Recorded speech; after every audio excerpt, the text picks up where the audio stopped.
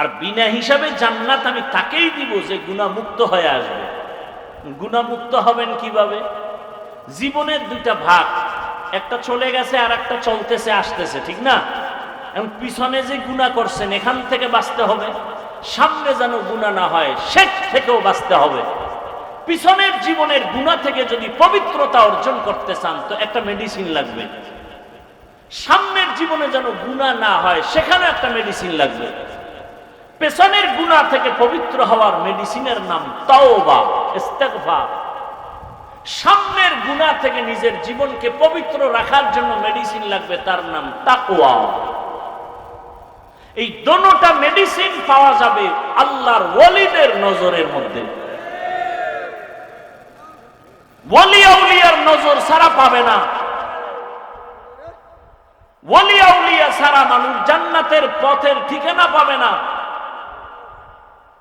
এজন্যই তো সারা বাংলাদেশে আমি চ্যালেঞ্জ করে বলি, যারা বলে আমরা ওলি আউলিয়া মানি না, আমি বলি সে কোরআন হাদিস মানে না, বুখারী শরীফও মানে না, কোরআনও মানে না।